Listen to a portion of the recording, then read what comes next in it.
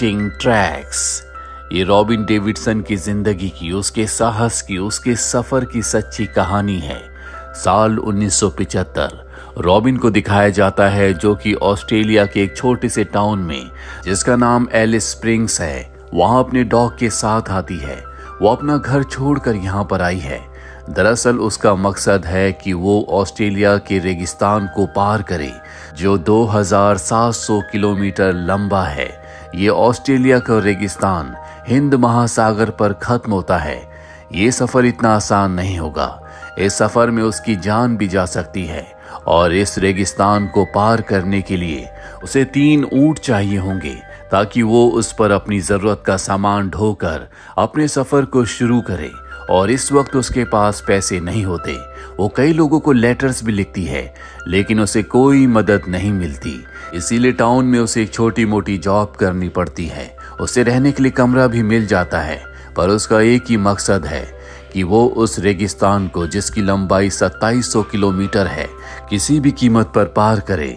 पर वो जिस किसी को अपने इस प्लान के बारे में, अपने सफर के बारे में बताती है, उस पर कोई यकीन नहीं करता, क्योंकि इतने लंबे सफर पर रेगिस्तान से होकर जाना अपनी जान से खेलने के बराबर है। आज तक कभी किसी ने ऐसा नहीं किया, लेकिन अब उसने ठान लिया है। इसीलिए वो ऊंटों के एक फार्म में जाती है, जिसके ओनर का नाम कर्ट होता है। वो कर्ट को अपने सफर के बारे में बताती है और कहती है कि मुझे 3 ऊंट चाहिए, ताकि मैं अपना सफर शुरू कर सकूं।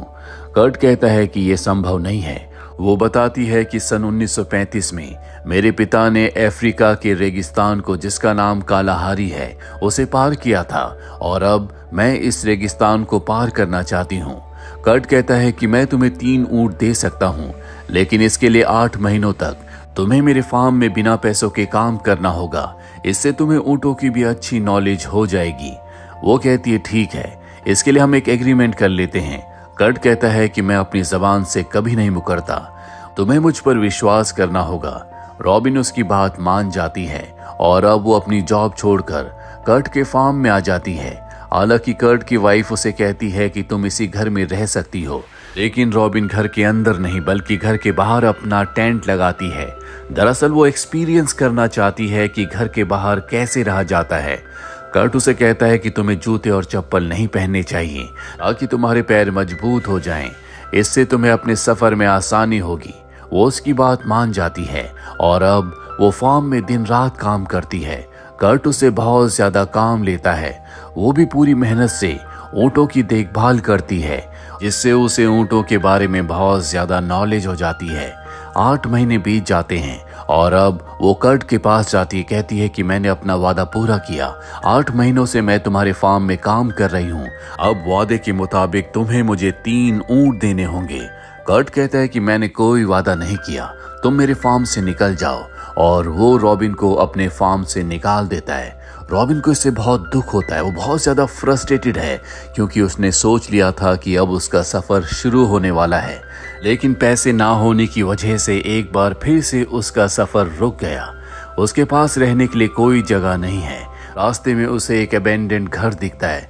वहीं पर वो रहने का फैसला करती है। यहाँ पर एक और ऊंटों का फार्म होता है। वो उस फार्म के ओनर के पास जाती है और बताती है कि कर्ट ने उसके साथ क्या किया। साथ ही वो ये भी कहती है कि मैं अपने सफर को जल्द से जल्द शुरू करना चाहती हूँ। इसके लिए मुझे 3 ऊंटों की जरूरत होगी। वो बूढ़ा आदमी कहता है कि तुम्हें इस सफर पर नहीं जाना चाहिए, ये बहुत खतरनाक हो सकता है, पर उसने तय कर लिया। इसीलिए वो कहती है कि मैं अपने सफर को किसी भी कीमत पर पूरा करूंगी। बूढ़ा आदमी कहता है कि तुम मेरे फार्म में काम करो, और 1 महीने काम करने के बदले मैं तुम्हें 1 ऊंट दे सकता हूँ। वो उसकी बात मान जाती है, जिसके बाद वो उसके फार्म में काम करना शुरू कर देती है। एक दिन रॉबिन से मिलने उसके कुछ दोस्त आते हैं।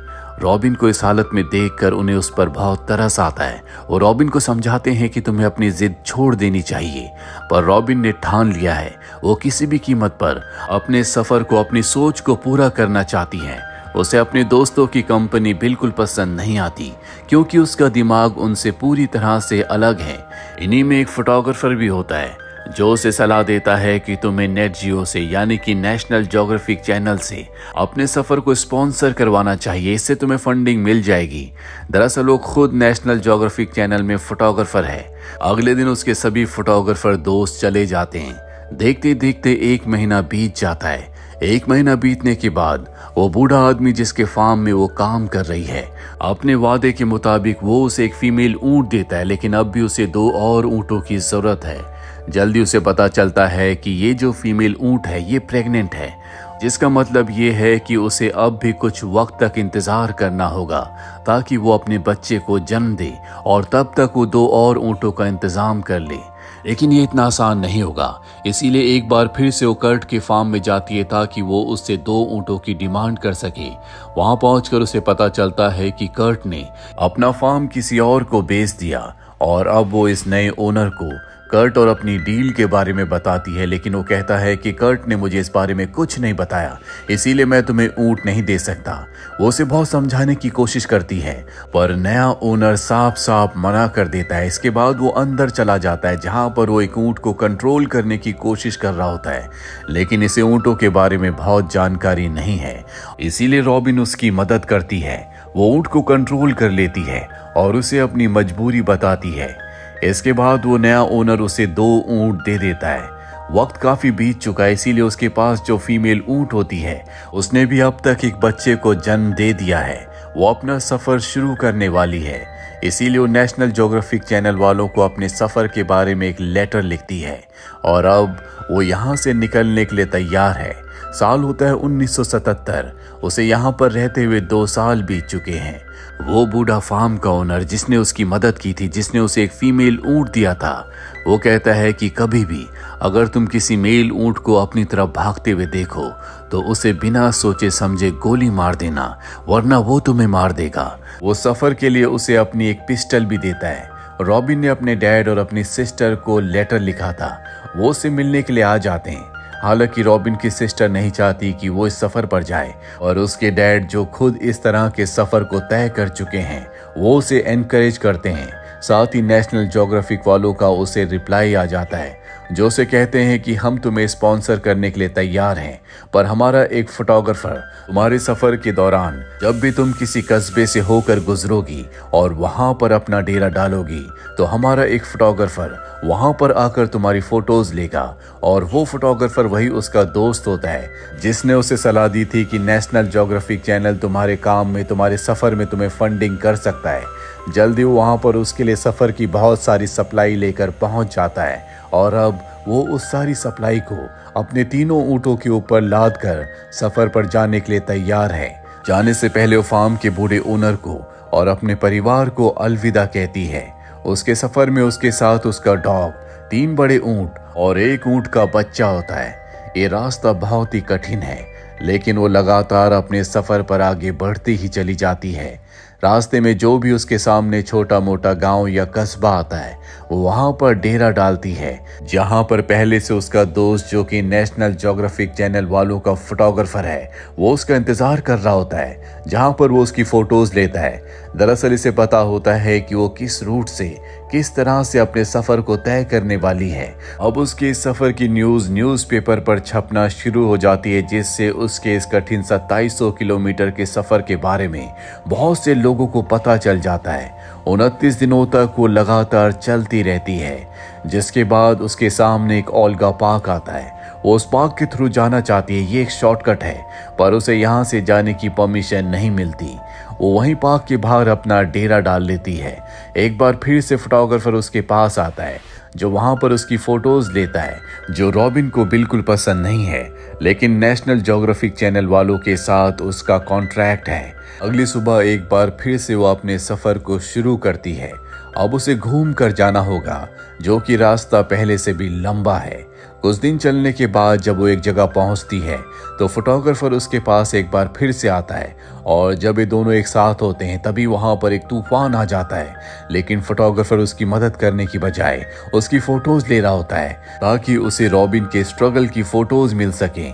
रात को ये दोनों एक दूसरे के साथ होते हैं और अब अकेले होने की वजह से ये दोनों एक दूसरे के बहुत करीब आ जाते हैं। हालांकि इन दोनों के बीच में किसी तरह का कोई प्यार नहीं है। रॉबिन एक बार फिर से अपने सफर को शुरू करती है। कई दिनों तक वो चलती रहती है और आज चलते चलते उसे पूरे 61 दिन बीत चुके हैं।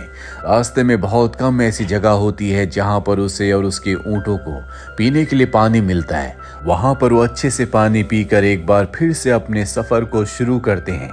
रॉबिन बहुत ज्यादा थक चुकी है, उसे उस बीहड़ में सोना पड़ता है और एक सुबह जब वो उठती है तो देखती है कि उसके ऊंट उसके आसपास नहीं है, जिससे वो बहुत ज्यादा डर जाती है क्योंकि ऊंट का उसके आसपास ना होने का मतलब है कि उसकी जिंदगी का यहीं पर खात्मा हो जाएगा। खाने पीने की सारी सप्लाई ऊंटों के ऊपर होती है और अब वो अपने ऊंटों को ढूंढना शुरू करती है।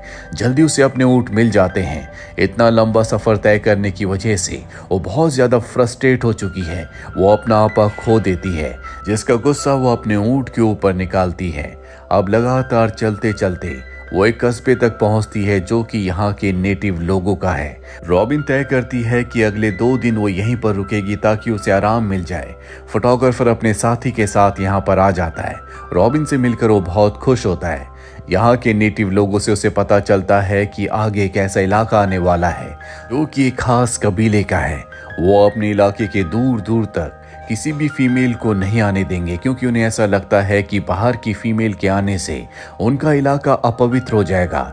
लेकिन रॉबिन के साथ अगर यहाँ का कोई नेटिव आदिवासी हो तो वो उसे उस रास्ते को क्रॉस करने देंगे। यहाँ के लोग जब अपने एक रिचुअल को परफॉर्म कर रहे होते हैं तो फोटोग्राफर चुपके से उनकी फोटोज ले लेता है जो यहाँ के नेटिव लोगों को बिल्कुल पसंद नहीं आती, इसीलिए वो रॉबिन की मदद नहीं करते। और अब रॉबिन को दूसरे रास्ते से जाना होगा जो कि बहुत ही लंबा है, साथ ही इतना खतरनाक कि आज तक किसी इंसान ने उस रास्ते को पार नहीं किया। वहां पर मौत निश्चित है, पर अब उसके पास कोई दूसरा रास्ता नहीं है। वो धीरे धीरे अपने सफर पर आगे बढ़ती है। उसके ऊंट और वो सब के सब बहुत ज्यादा थक चुके हैं और एक दिन जब वो आराम कर रही होती है तभी वो देखती है कि बीहड़ के 3 मेल ऊंट भागते हुए उसी की तरफ आ रहे हैं। उसे बूढ़े ओनर की बात याद आ जाती है। वो अपनी गन निकालती है और उनमें से 2 को ना चाहते हुए भी गोली मार देती है।